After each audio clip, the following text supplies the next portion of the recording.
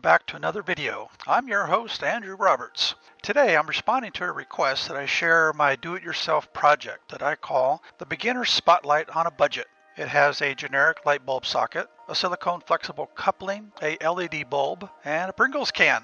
Inconceivable! Typically, this type of equipment can be very expensive and may be considered a luxury item for most of us. In fact, the units I found on Amazon were an arm, a leg, and a firstborn child. I'm not exaggerating. The least expensive unit I found was about $200 for a budget version, and the flagship models are ludicrous, $500 and more. And that's just for us peasants. Professionals pay a lot more. But we want a spotlight, but also wish there was a do-it-yourself version out there, something we can afford until we save up for the GE Big Boy Appliances version. This video is just for you and will provide guidance in what to purchase and how to construct a light, all for only $70. I'm not exaggerating. If you find the parts on sale, you'll pay even less. But first, a disclaimer. The items I refer to are indeed all found on Amazon. However, I am not endorsing Amazon in this video. There are other stores that sell these items. So this is how I built my spotlight. Step 1, purchase a generic AC socket and tripod combination kit. I do like the kits on Amazon because they come in many different styles. Some come with accessories and others without.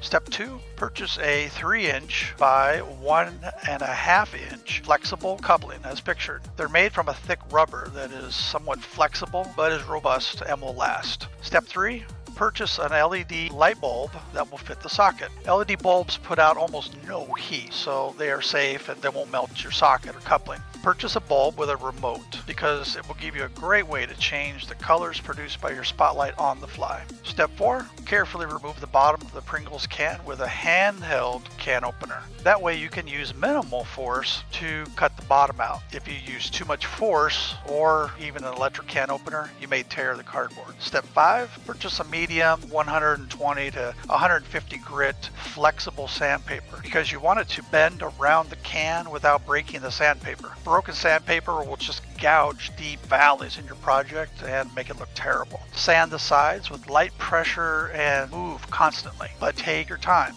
Once you've sanded about 50% of the color logo, sand in the opposite direction until you can barely see the print. Don't go any deeper because you don't want to remove any of the cardboard so that it stays strong and will last. Step 6, I use spray paint because it dries in only 15 minutes or less, but you can also paint it on with a brush.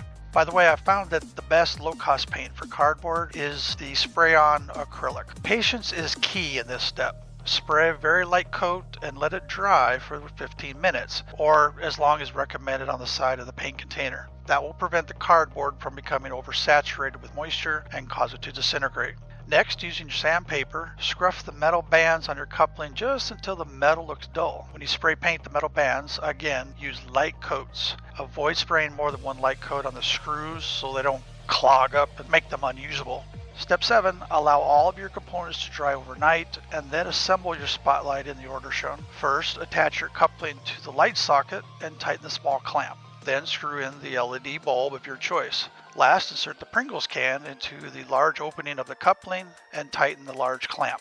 Now, one option for dry climates is to use double-sided tape and put a single strip along the inside of the flexible coupling before you insert the Pringles can, as shown. This will create a tighter fit. Step 8, the Pringles can lid can be used as a filter. Yes, using a colored permanent magic marker, cover the whole cover with ink and let it dry.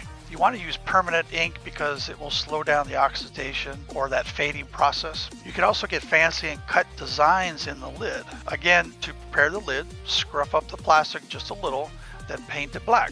Now only the design will shine through the lid. True, your spotlight is a bit limited compared to the big boy versions, but it will get you started all for only $70. And it doubles as an umbrella reflector lighting kit. So thank you for your patience as I limp along with my headset mic. Once I purchase a proper Yeti Blue or similar mic kit, then I'll be able to play with the big kids. Remember, smile and the mirror smiles with you. This is Andrew signing off. See you soon.